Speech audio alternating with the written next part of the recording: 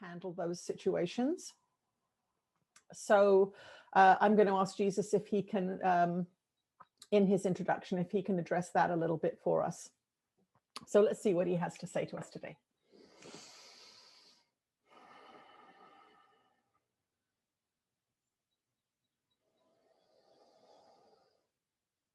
You are blessed beings indeed. I am that one that you know as Jesus. And as we have said ad nauseum, things are building, pressures are building, conflicts are building, decisions are being made, and consequences are being experienced. It's important for each of you to understand that the most powerful aspect of health and healing that you have available to you is your Course in Miracles practice. This is your spiritual immunity. It is also your health immunity, because when you are at a high frequency, very little can touch you indeed. And when we say very little can touch you, what we mean is the lower frequency realms have a great deal of difficulty going up. If you are in a higher frequency, you can certainly go down. You can go and help people who are of a lower frequency. You can engage in conversations with people who are holding a lower frequency. And if you're well practiced in your Course in Miracles disciplines, you will feel when you are losing your frequency, and you can gracefully back out of any situation. Now, as far as ACIM goes, we want you to understand that there is a reality, if you will, in terms of the physical body and what it is encountering. So if you are a Course in Miracles student and you are painting your house with, let's say, oil paint, and you decide not to wear a respirator, you are going to probably have some serious health effects of engaging with that poison, because you know it's poison and you're choosing to engage with it. You are, we'll say, dancing with the devil a little bit there. If you choose to use a toxic substance and take all necessary precautions, so in that case of using oil paint, you would wear a respirator that's designed for oil paint, that is designed to prevent those gases from accessing your body. We would not say that you are functioning in fear. We would say that you're functioning using your intelligence.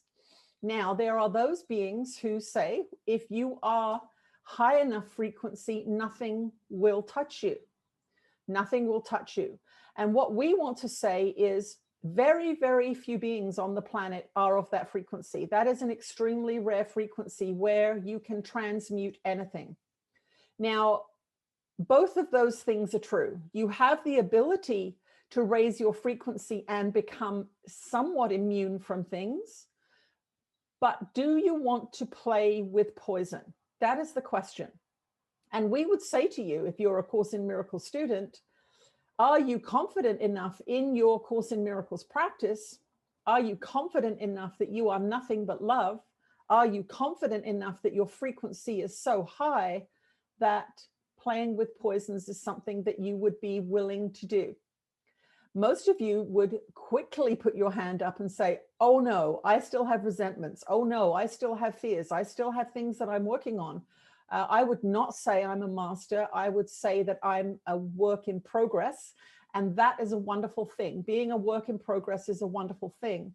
So what we would say to you is pay attention to the feedback that is coming to you from people's experiences. So when you are observing the physical results of this particular activity, we want you to look at the actual events that are happening that are considered negative. And we'd like you to look at the actual percentage of risk that you are facing given your age, your health status, and all of these kinds of things. So if you have a tendency to go into fear over illnesses, let's say you're a bit of a hypochondriac, let's say that you are constantly worried about germs and these kinds of things, these are clues that you are still deeply immersed in the teachings of the world, and you're still very, very attached to the body Because after all, if you're afraid of getting sick, it's about the body.